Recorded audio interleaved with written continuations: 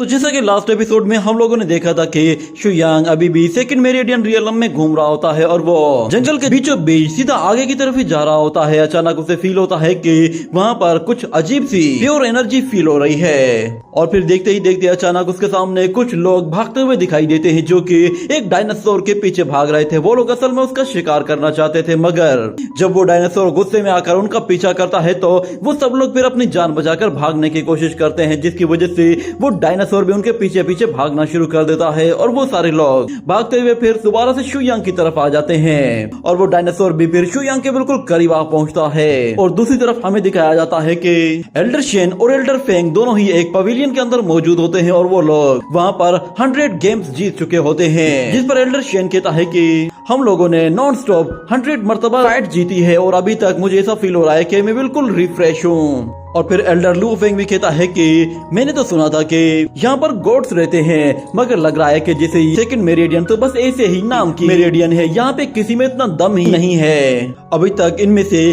कोई एक बंदा भी ऐसा नहीं है कि जो हमें हल्की सी खरोच तक पहुँचा पाया हो। ये बातें सुनने के बाद वहाँ पर बैठे हुए लोग बहुत ज्यादा गुस्से में आ जाते हैं और कहते हैं कि आखिर तुम लोग हो कौन, कहाँ से आए हो। ऐसा लग रहा है कि जैसे तुम्हारा रियलम इतना ज्यादा हाई नहीं है, मगर तुम लोगों ने हमारे फॉर्मर एम्परर को मार दिया। आखिर ये कैसे पॉसिबल हो सकता है? कोई लो लेवल का कल्टीवेटर हाई लेवल के कल्टीवेटर को तो मार ही नहीं सकता। यहाँ पर कुछ ना कुछ गड़बड़ हो रही है। इतना कहने के बाद हमें दिखाया जाता है कि 3 लोग दोबारा से वहाँ पर आ पहुँचते हैं और वो लोग कहते हैं कि ये लोग कुछ ज्यादा ही एरोगेंट है, हम लोग इनसे फाइट करते हुए चाहे 100 टाइम्स ही क्यों ना मारे जाए, मगर मैं इनसे हार नहीं मानूंगा। जब तक मैं इन्हें अपनी सोट से नहीं मार देता तब तक मैं पीछे नहीं हटने वाला। ये कहने के बाद वो लोग जैसे आगे बढ़ने लगते हैं तो अचानक से वहाँ पर एक रेड लाइटनिंग आकर गिरती है, जिसकी वजह से वो सारे के सारे वहाँ से दूर जा गिरते हैं और हमें उन लोगों की जगह फिर दिखाया जाता है एक और बंदे को जिसकी बॉडी से रेड लाइटनिंग निकल रही होती है। उसे देखते ही लोग कह रहे होते हैं कि ये तो रेमन है, 5 लाख साल पुराना बीस्ट। इसने तो कई हजार साल पहले ही इमोर्टल लेवल को अचीव कर लिया था। लगता है कि रेमन को इन दोनों लोगों के साथ फाइट करने में कुछ ज्यादा ही इंटरेस्ट है, इसीलिए वो खुद यहाँ पर अपीयर हुआ है। और फिर रेमन हंसते हुए कहता है कि सच में तुम दोनों काफी इंटरेस्टिंग हो। तो रेमन को देखते हुए एल्डर शेन भी हंसते हुए कहता है कि अच्छा तो तुम एक थंडर शेडो हो, सच में ये एक बहुत ही अजीब सी थंडर टाइप है। वो एल्डर लुशियन से कहता है कि इसकी थंडर लाइटनिंग तो तुम्हारी वाली से भी बिल्कुल बेकार है। मगर फिर इस तरफ रेमन उन लोगों से कहता है कि मैंने सुना है कि तुम दोनों काफी ताकतवर हो और अच्छे अच्छे कल्टीवेटर्स को भी धूल चटा रहे हो, चलो फिर मेरे साथ भी दो हाथ करके देख लो। ये कहने के बाद वो एल्डर शेन के ऊपर एक लाइटनिंग अटैक करता है, जिसे वो अपने सिल्वर ग्लव्स की मदद से रोक लेता है और फिर रेमन पर ही हमला करने के लिए आगे बढ़ता है। तो मगर दूसरी तरफ फिर रेमन उस पर एक जोरदार पलटवार करता है तो एल्डर शेन नीचे जाने लगता है। ये देखते ही रेमन कहता है कि ओ माय गॉड, तुम्हारे ग्लव्स तो सच में काफी शानदार हैं। और वो एल्डर लुशियन से भी कहता है कि लाइटनिंग पावर वो भी काफी अच्छी है। ये कहने के बाद वो फौरन से एल्डर शेन की तरफ नीचे हमला करने के लिए आता है और कहता है कि चलो मुझे देखने दो कि तुम्हारी ये थंडर ग्लव्स कितना ज्यादा प्रेशर बर्दाश्त कर सकते हैं। मगर इतने में उसके सामने फिर एल्डर लुशियन आ जाता है जो कि अपनी थंडर लाइटनिंग पावर का इस्तेमाल करते हुए रेमन के अटैक को वहीं पे ही रोक लेता है। मगर रेमन कहता है कि तुम्हारी थंडर पावर भी सच में काफी लाजवाब है, मगर मुझे रोकने के लिए ये काफी नहीं है। ये कहने के बाद वो उसे जोर से पुश करके वापस पीछे धकेल देता है और हंसते हुए हवा में फिर से ऊपर चला जाता है। ये देखकर सब लोग खुश होते हैं कि शायद अब रेमन जीत जाएगा। मगर दूसरी तरफ रेमन उन लोगों से कहता है कि भले ही तुम लोगों के मेथड्स बहुत ही ज्यादा अजीब से हैं, मगर मुझे हराने के लिए तुम लोगों की पावर बहुत ही ज्यादा कम है। और इस तरफ एल्डर शेन एल्डर फेंग से कहता है कि ये लोग सेकंड मेरिडियन में ऑफिशियली आए हैं, इसीलिए अगर ये लोग यहाँ पे मारे भी गए तो ये लोग दोबारा से जिंदा हो जाएंगे और हम लोग यहाँ पर जबरदस्ती घुस आए हैं। अगर हम लोग सेकंड मेरिडियन में मारे गए तो हम लोग वाकई में मारे जाएंगे और दोबारा जिंदा नहीं हो पाएंगे। तो एल्डर फेंग कहता है कि क्या हुआ, क्या तुम्हें डर लग रहा है? मगर एल्डर शेन कहता है कि नहीं, मैं टियानलान से कट डिसाइपल हूँ और मैं मौत से नहीं डरता। और तुम ऐसी बातें करके मेरा मजाक उड़ाने की कोशिश कर रहे हो। मैं जब से अपने एंसेस्टर को फॉलो कर रहा हूँ तब से जब मैंने फाइट की है तब तक मैंने उस फाइट को एंड किया है। मैं कभी भी फाइट के बीच में नहीं भागा। मगर इस तरफ एल्डर फेंग उससे कहता है कि क्या कहते हो, पुराने दिनों की तरफ फाइट करें जैसे हम लोग हमेशा किया करते थे। ये सुनते ही एल्डर शेन कहता है कि मुझे लगा कि शायद तुम डर गए होगे, मगर तुम तो अभी भी लड़ना चाहते हो। सच में तुम्हारी हिम्मत की दाद देनी पड़ेगी। तुमने फाइनली कोई अच्छी बात कही है। ये कहने के बाद वो दोनों ही एक साथ रेमन पर हमला करने के लिए उसके बिल्कुल पास चले जाते हैं और दोनों ही एक साथ मिलकर उस पर एक कंबाइन एनर्जी अटैक करते हैं, जिसे रोकने के लिए वो अपने दोनों हाथों का इस्तेमाल करता है। और जैसे ही एल्डर फेंग उसे जोर से आकर पंच मारता है तो वहां पर एक जोरदार धमाका होता है और हमें दिखाया जाता है कि वो लोग दोबारा से जमीन पर आ जाते हैं और एल्डर शेन उस पर अपने स्टील ग्लव्स के साथ एक जबरदस्त पंच से अटैक करता है। तो एल्डर शेन के अटैक को देखकर रेमन कहता है कि ये तो काफी शार्प अटैक है। क्या ये वाकई में तुम्हारी ट्रू स्ट्रेंथ है? तुम्हें लगता है कि क्या तुम लोग इस स्ट्रेंथ के साथ एक ऐसे बंदे के साथ लड़ सकते हो जिसकी एज 5 लाख साल से भी ज्यादा की है? ये सुनते ही एल्डर शेन कहता है कि तुम 5 लाख साल के एक पागल इंसान हो। इतने में अचानक हम देखते हैं कि एल्डर लुओ फेंग पीछे से एक फंदा बनाकर उसके गले में डालता है और उसे हवा में ऊपर उछालकर जोर से जमीन पे दे मारता है। और इतने में फिर एल्डर शेन उसे दोनों हाथों से पीछे से पकड़ लेता है और रेमन सामने की तरफ देखता है तो उसे दिखाई देता है कि एल्डर फेंग अपनी लाइटनिंग पावर को यूज कर रहा है और वो अपना एक जबरदस्त एनर्जी अटैक जनरेट करते हुए उस पर हमला कर देता है। और इतने में एल्डर शेन वहाँ से निकलकर एल्डर फेंग के पास आ पहुँचता है और हंसते हुए कहता है कि सच में ये तो काफी जबरदस्त अटैक था। और वहाँ पे खड़े हुए डिसाइपल्स भी हैरान हो जाते हैं और वो कहते हैं कि आखिर रेमन को कोई ऐसे कैसे हरा सकता है?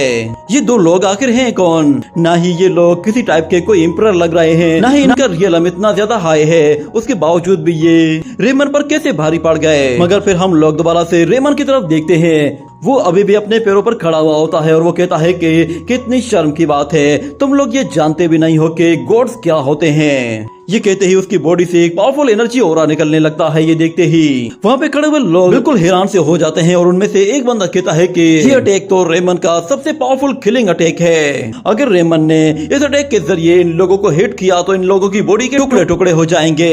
इतने में एल्डर लुओ फेंग उसके पास जाते ही उस पर एक जबरदस्त पंच से अटैक करता है, मगर रेमन फौरन से हवा में ऊपर चला जाता है और ऊपर जाने के बाद हमें दिखाया जाता है कि वहाँ पर वो एक फॉर्मेशन एक्टिवेट कर देता है जिससे बहुत ही पावरफुल थंडर लाइटनिंग निकल रही होती है। और वो उन दोनों से कहता है कि लगता है कि अब मुझे इस खेल को एंड करने के लिए अपनी फुल पावर को यूज करना पड़ेगा।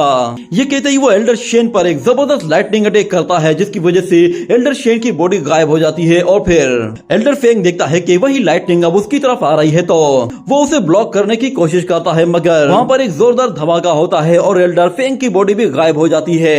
ये देखते ही कुछ डिसाइपल समझ रहे थे कि शायद खेल खत्म हो गया है और वो लोग वहाँ से जाने लगते हैं। इतने में फिर रेमन भी नीचे आ जाता है और कहता है कि ये लोग इस तरह हवा में कैसे गायब हो गए? क्या ये लोग मर गए हैं या फिर ये लोग कहीं भाग गए हैं? मगर अचानक से उसे एल्डर शेन की आवाज सुनाई देती है और वो कहता है कि सच में ये पावर तो ग्रेट है, मगर मुझे नहीं लगता कि हमें मारने के लिए इतनी पावर काफी होगी। और एंसेस्टर के दिए हुए ये ग्लव्स सच में बहुत ही ज्यादा कमाल के हैं, ये किसी तरह के भी अटैक को रोक सकते हैं। मैंने सोचा भी नहीं था कि ये इतने ज्यादा यूजफुल होंगे। और दूसरी तरफ हम लोग फिर एल्डर फेंग को देखते हैं, वो भी अभी भी जिंदा होता है और वो गोल्डन लाइटनिंग फॉर्म में आ जाता है। इसके बाद वो रेमन से कहता है कि तुम्हारा बहुत बहुत शुक्रिया कि तुमने मेरे ऊपर इतना पावरफुल थंडर लाइटनिंग अटैक किया। तुम्हारे अटैक की मदद से मैंने अपनी ट्रू पावर को अनलॉक कर दिया है। ये सुनकर रेमन कहता है कि अगर तुम पावरफुल बन ही गए हो तो फिर क्या हुआ, तुम अब भी मुझे नहीं मार सकते।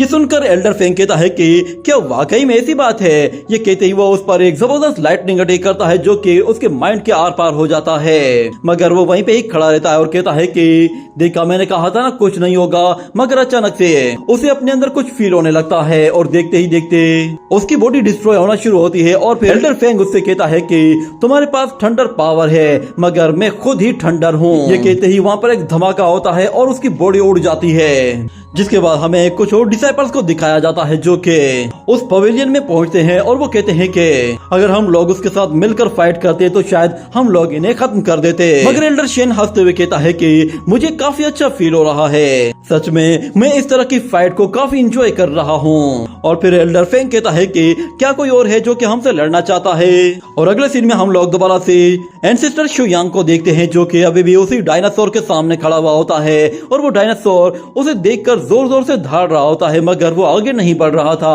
और दूसरी तरफ वो सारे के सारे जंगली लोग शुयांग के पीछे छुपे हुए होते हैं और शुयांग देखता है कि उस डायनासोर को किसी ने पूंछ से पकड़ा हुआ है। वो बंदा उस पूंछ से पकड़ रखकर उस डायनासोर को गोल गोल घुमाते हुए वहां से उछालकर दूर फेंक देता है, जिसकी वजह से उस डायनासोर का काम वही तमाम हो जाता है। और वो बंदा उन जंगली लोगों से कहता है कि जाओ और जाकर इसे काट दो, मैं आज रात इसे ही खाने वाला हूँ। ये सुनते ही वो सब लोग चाकू छुरिया लेकर उसे काटने के लिए चले जाते हैं और इस तरफ वो व्हाइट हेयर वाला बंदा शुयांग को देखते ही उस पर हमला कर देता है, मगर शुयांग अपनी शील्ड की मदद से उस अटैक को रोक लेता है, जिस पर वो बंदा भी काफी सरप्राइज होता है और कहता है कि सच में तुम्हारे अंदर काफी स्ट्रेंथ है। जिसके बाद वो पीछे हट जाता है और शुयांग से कहता है कि जो भी बंदा यहाँ पर किसी एनिमल को देखता है तो वो फौरन से यहाँ पर आकर हमसे ये मीट छीनने की कोशिश करता है, मगर यहाँ के रूल्स यही है कि ये जगह मेरी है, इसलिए यहाँ पर कोई भी नहीं आ सकता और मैं नहीं जानता कि तुम कौन से सेक्ट से आए हो, इसलिए तुम्हारे लिए बेहतर यही है कि तुम जहाँ से आए हो वापस वहीं चले जाओ।